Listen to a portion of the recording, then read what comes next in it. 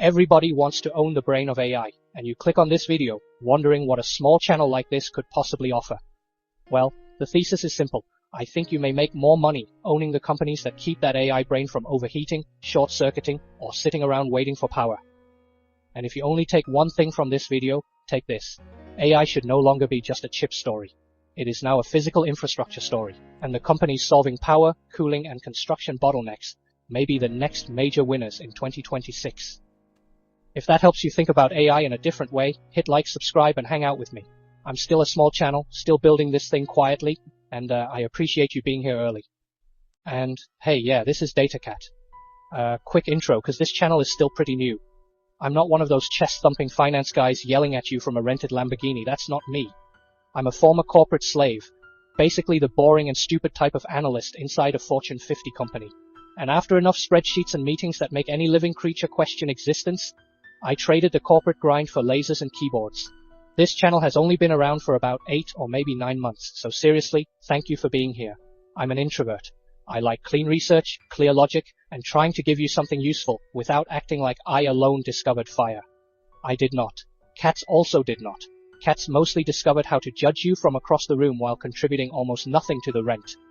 What I want to do here is help you see around corners a little earlier than the crowd, and hope that tiny bit earlier would make a difference to our portfolio. So today, let's talk about what Wall Street often underemphasizes when the AI conversation gets too glamorous. Because while everyone is obsessing over smarter models, faster chips, and headline names, the market is shifting into a new phase. And if you miss that shift, you may be staring at the shiny object, while the real money gets routed somewhere else. So let me frame this simply. Phase 1 of the AI trade was pretty obvious. Semi-conductors, GPUs, cloud platforms, software winners. That made sense. If a gold rush starts, people first buy the picks, the shovels, and the map. But now we are entering Phase 2. Phase 2 is about whether the physical world can actually support the digital ambition. That means power availability, liquid cooling, transmission, electrical build-out, and data center construction. This is the part that sounds boring until you realize boring is often where the money hides. And this is why I think the next winners in AI may not be the companies making the smartest models. They may be the companies solving the dumbest physical problems. And I say dumbest with love, because electricity is not glamorous, but it does have one annoying personality trait.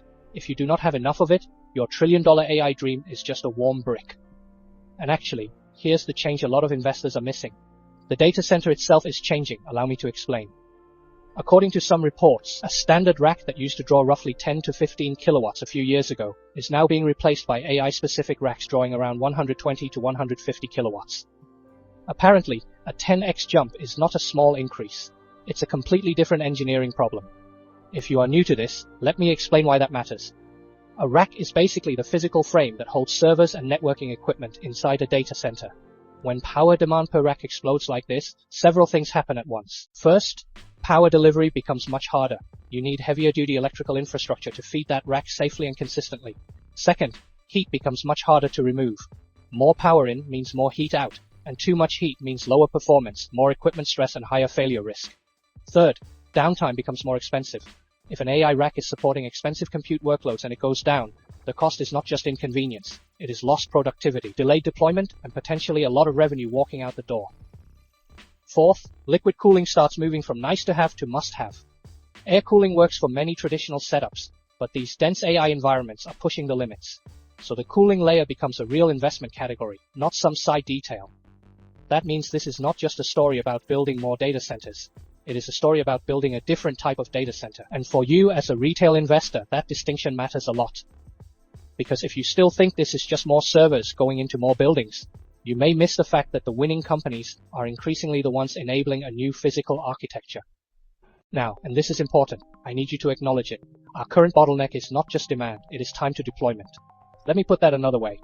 Even if demand for AI stays incredibly strong, demand alone does not tell you who wins next. The real question becomes, who can help customers deploy capacity faster?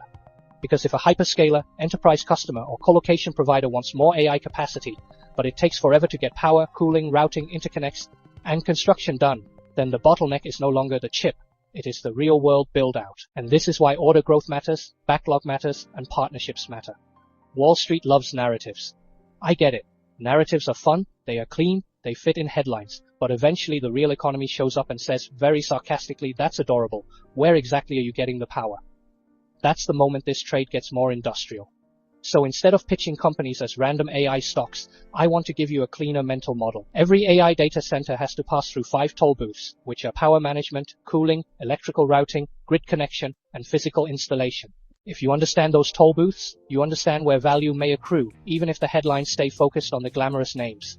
And in this video, my preferred 5-stock framework for this version of the AI build-out is Eaton, which I've talked about very recently, Vertiv, Nvent, Quanta Services, and Comfort Systems USA. Each one maps to a specific layer of the AI infrastructure stack, and let's go one by one. First, Eaton.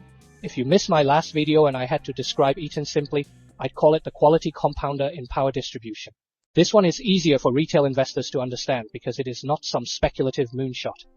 Eaton sits near the heart of power distribution, electrical systems, backup power, switchgear, and now increasingly thermal management. And one recent development really matters.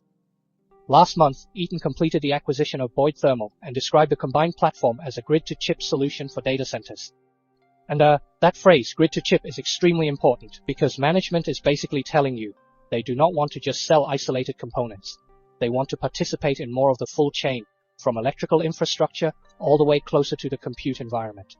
So a simple way to think about it would be like this. If Nvidia is selling the engine, Eaton is helping build the electrical room, the breaker system, the power routing, and now more of the cooling path too. And why do I like that? Because it gives you exposure to AI infrastructure without forcing you into a pure speculation bucket. Eaton also benefits from broader electrification trends, so you're not betting on only one narrow theme.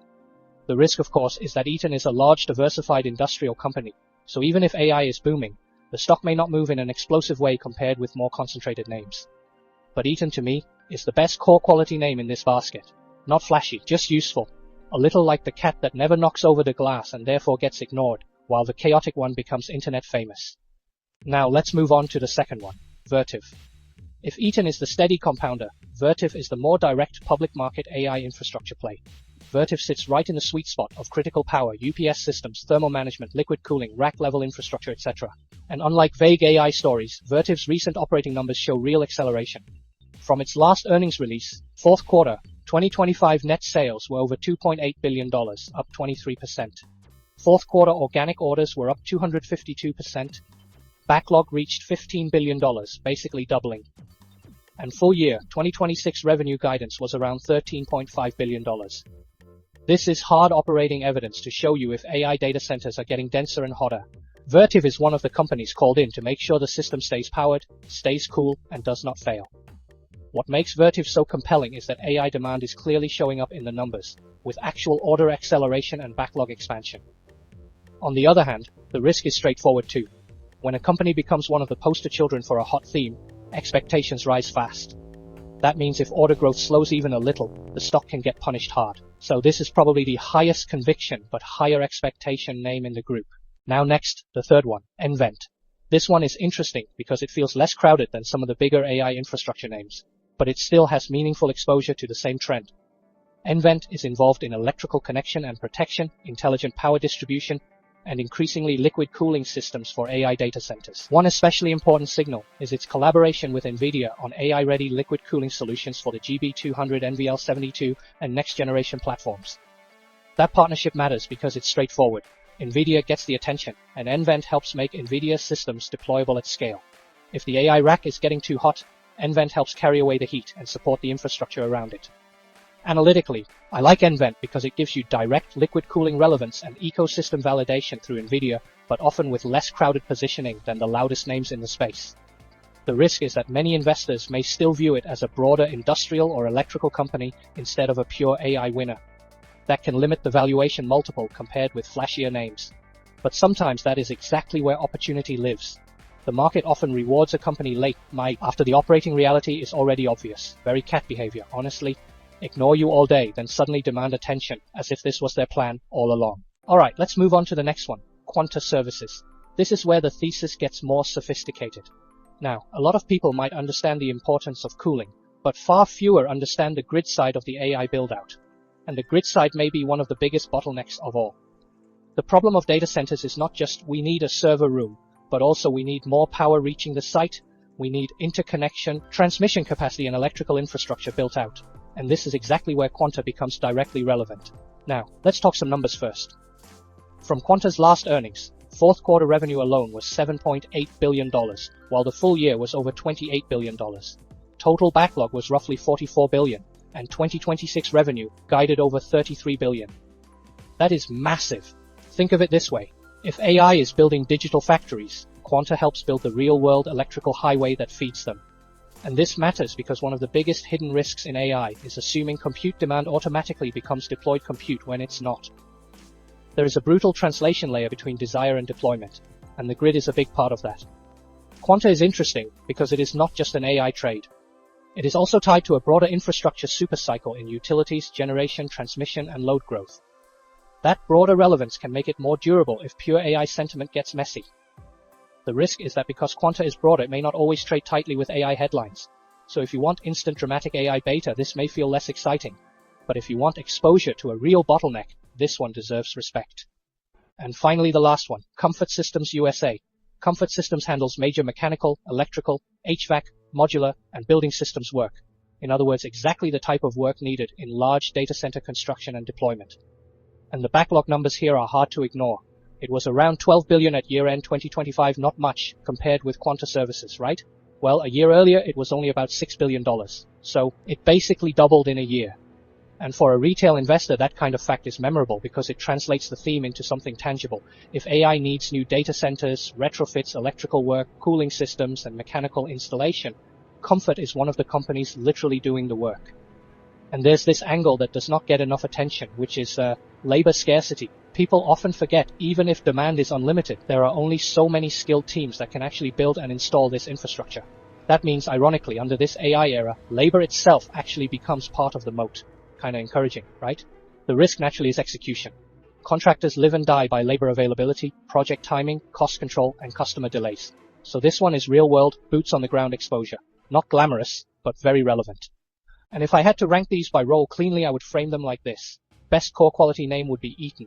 Best most direct AI infrastructure name is Vertiv. Best under-the-radar cooling and electrical enabler is nVent. Best grid bottleneck play would be Quanta Services. And the best someone still has to build it name is Comfort Systems USA. And again, together, I don't think of these as 5 random AI stocks. I think of them as 5 toll booths every serious AI data center project has to pass through. And honestly, even if you don't agree with the picks, that mental model matters because it keeps you focused on economic function, not just excitement. Now, why does this opportunity exist at all? Because the market tends to overpay for the obvious and underappreciate the necessary. And currently speaking, the necessary part is messy. It involves permits, transformers, cooling loops, electrical routing, interconnects, skilled labor, construction schedules, and lead times. That is not sexy. That's a headache, worse than my migraine. Since, if you spent enough time in corporate America, you learn something pretty quickly. The spreadsheet fantasy always crashes into operational reality. Literally. Always. The deck might say deployment in 6 months. The real world often says, that's nice. Your equipment is delayed, the grid connection is not ready, and Carl from procurement is somehow on vacation again. So this gap between fantasy and physical reality is where these companies operate. And that is why I think this part of the AI trade can still have room, even after a lot of easy money has already been made in the headline names. Now let me keep this balanced, because I do not want to pretend this is risk-free. There are certainly several things you should watch before believing a random guy's pick on the internet. 1. Valuation. Some of these stocks, especially the more obvious AI-linked ones, may already reflect high expectations. 2. Order normalization. I emphasized how the backlog grows, but that might be 2 sides of the same coin. Since if customers pull orders forward aggressively, growth rates can eventually cool off. 3. Execution risk. For companies tied to installation, construction, and complex projects, timing and cost control matter a lot. 4. Macro and interest rates. Large infrastructure build-outs are still sensitive to financing conditions and corporate spending appetite. And 5. Market narrative risk. We need to understand that sometimes the market knows a thesis is correct, but still rotates away from it for months, because it gets distracted by the next shiny toy. So I am not telling you these are guaranteed winners. I am saying this is a more grounded framework for thinking about where AI spending may flow next. Not because they sound exciting at a dinner party, but because they sit at the toll booths, and toll booths get paid. If you found this useful, subscribe to the channel, like the video, and agree or disagree, let me know what you think. Again, I'm still early, still building this channel 1 video at a time, and if you're still here right now, I genuinely appreciate it. Just remember, try not to chase only the shiniest AI story on the screen. Sometimes the better trade is the company quietly making sure the machine does not melt into expensive soup. Alright, that's it for today. DataCat out, and I'll see you in the next one.